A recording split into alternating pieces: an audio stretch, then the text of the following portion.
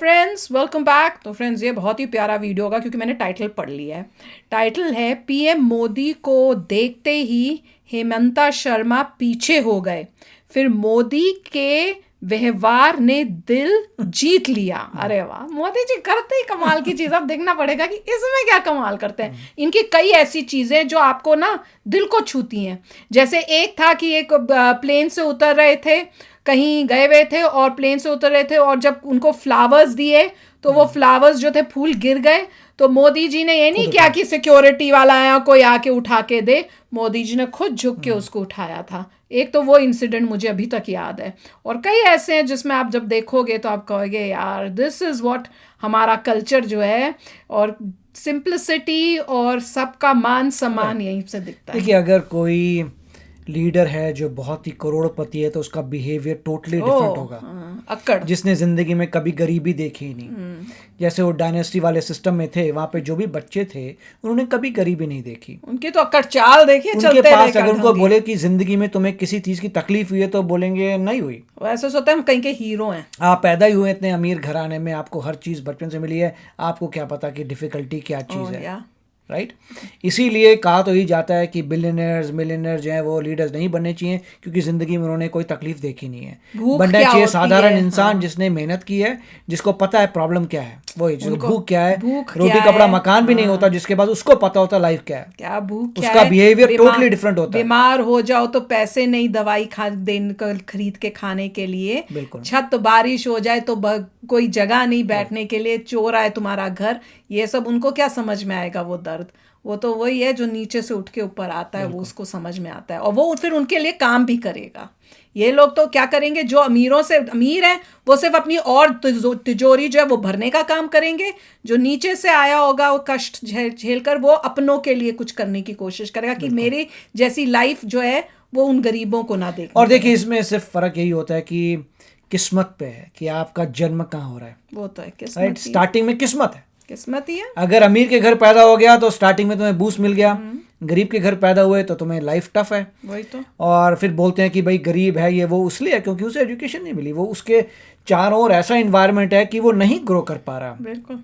Unnecessary लोग जो है बोलते हैं, अच्छा भाई ऐसे किसी को बुरा बोलते हैं, उनको ये समझ नहीं आता भैया तुम में और उसमें यही फ़र्क था कि तुम वहाँ पैदा हुए और बेचारा वहाँ पैदा हुआ, और उसको नहीं मिली फैसिलिटी इसलिए वो आगे नहीं पढ़ा, तुम्हें मिली और तुम आगे कितने बड़े वो तुमने देख लिया। इसीलिए बोलते हैं कि जो इंसान बहुत ही कंस्ट्रेंट एनवायरनमेंट से ग्रेट बनता है वाकई ग्रेट है, क्योंकि उसने बहुत फाइट की है आगे बढ़ने के लिए।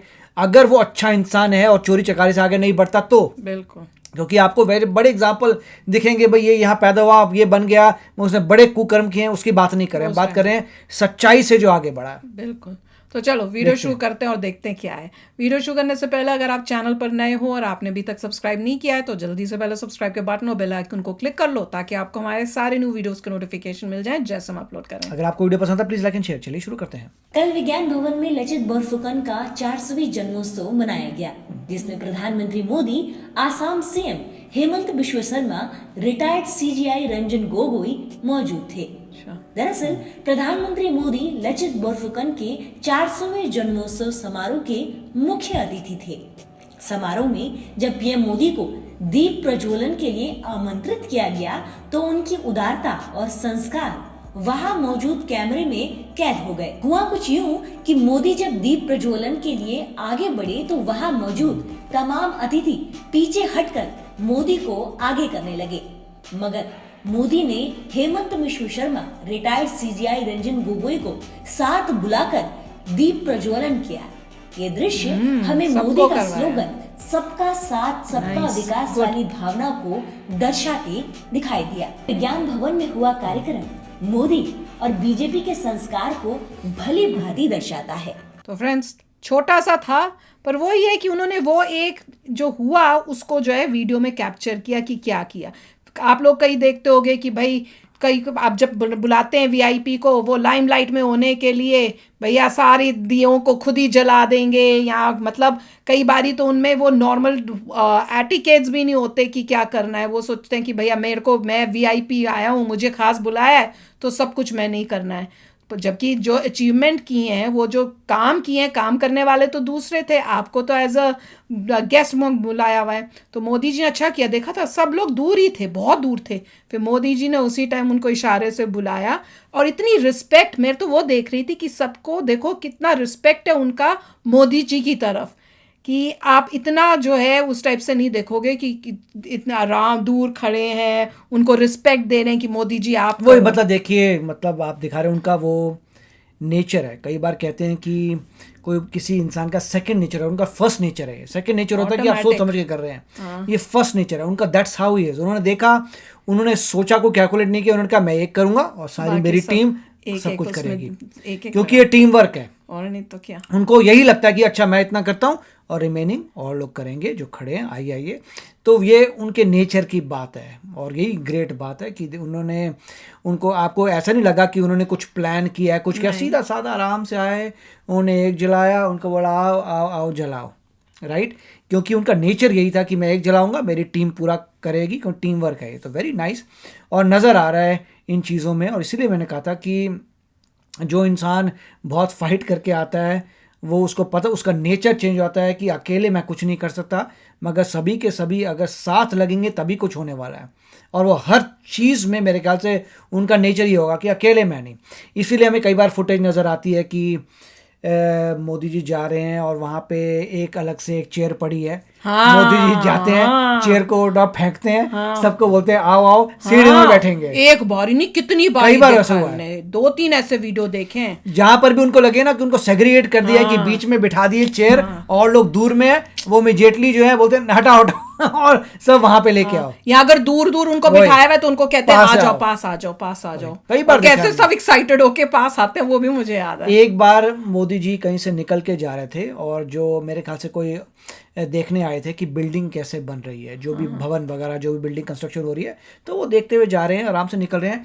और वहाँ साइड में उनको नज़र आए थे लोग जो जिन्होंने बनाया है, उन्होंने अपनी यूनिफॉर्म्स पहनी हुई थी और ऐसे कार्ड लगा रखे थे और आगे एक टेप सी लगी हुई थी, मतलब लाइन सी कि यहाँ से वीआईपी, यहाँ से गुजरते हुए वीआईपी चले जाएंगे, राइट। तो मोदी जी आए, उन्होंने देखा ये टेप लगी हुई है कि मेरा रास्ता ये है और यहाँ पे खड़े, उन्होंने बोला रुको रुको हटाओ टेप।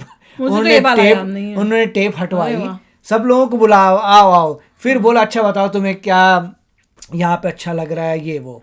और वो वहां उन्होंने एक और टेप का नहीं याद, मतलब टेप मतलब एक रस्सी टाइप की थी कि मतलब वो लोग वहां खड़े हैं, मतलब आप यहाँ से आगे मत आओ, वीआईपी जो है यहाँ से निकल जाएगा, तुम इसके को क्रॉस नहीं कर सकते। उन्होंने बोला वीआईपी आगे नहीं निकलेगा, वीआईपी वहीं रुकेगा, वो रस्सी हटवाएगा उन लोगों को जिनको रस्सी के पीछे किए उनको आगे लेके आएगा, उनसे बात करेगा क्या चल रहा है, सब ठीक है। Very nice, very nice. और हमने कई जगह ऐसे देखे हैं कि एक जगह मुझे याद नहीं आ रहा, मोदी जी मेरे ख्याल से वहाँ पे किसी पेड़ के नीचे बैठे थे, तो उन्होंने सबको बोला वाह पेड़ के नीचे सब लोग बैठे, पूछे अच्छा तुम्हें कैसा लग रहा है यहाँ काम करना, तुम्हें क्या। एक शेर के साथ जब वो किए थे तभी वो उसमें भी ऐसे ही किया था, सबको बताया था कि भैया तुमका ये करना है, बहुत प्यार से उनकी बातें। चीते और मेरे ख्याल से चीता था शायद, और एक और जो था बाघ और चीते में फर्क क्या है। मतलब बेसिकली क्वेश्चन पूछ लेपर्ड था और मेरे ख्याल से चीता था, पता नहीं मुझे इतना लेपर्ड और चीता। क्वेश्चन ये था कि लेपर्ड और चीते में क्या फर्क है, लेपर्ड और चीते में। और सभी लोगों को केयर टेकर्स थे, उनको ये आता था। इमीडिएटली एक ने बोला उसके जो स्पॉट्स हैं लेपर्ड के गोल गोल होते हैं, चीते के लंबे होते हैं, अरे वाह, और वो झुंड में होते हैं, एक पॉ की तरह दूसरे के स्प्रेड आउट होते हैं। तो काफी अच्छा कहा था, वेरी नाइस। और वो लोग वो सोच भी नहीं सकते थे कभी कि वो पकड़े जाएंगे, मतलब इन द सेंस कि मोदी जी बुलाएंगे आओ आओ और ये आंसर करो मेरे क्वेश्चंस। वो लोग आराम से बैठे थे कि चलो वीआईपी जाएगा, जाने दो। टेस्ट लिया था कि वाकई तुम काबिल हो कि नहीं। बिल्कुल नहीं, पर मोदी जी जो भी करते हैं ना, सबको मिलके साथ लेके ही करते हैं, दैट इज द ब्यूटी। इसमें यही है कि मोदी जी को सेग्रीगेट मत करो। नहीं, पर मुझे इससे अगर कहीं रस्सी पस्सी मारोगे तो याद रखना कि मोदी जी रस्सी को आज ही मेरी पापा से इसी बारे में बात हो रही थी, मोदी जी के बारे में। तो पापा यही बता रहे थे कि कह रहे थे देखो प्राइम मिनिस्टर जो मोदी जी हैं इतना अच्छा काम कर रहे हैं, पर इलेक्शन के टाइम भी लोगों को वो काम नहीं दिखता कि उनको इलेक्शन के लिए कुछ, अब मुझे ढंग से पूरा याद नहीं आ रहा, तो पापा मुझे यही बता रहे थे कि भैया देखो उनको भी जा के भाई वोट मांगने की जरूरत हो रही है। भैया काम इतना अच्छा किया है तो भाई वोट मांगने की जरूरत क्या पड़नी चाहिए, काम शुड स्पीक फॉर इटसेल्फ।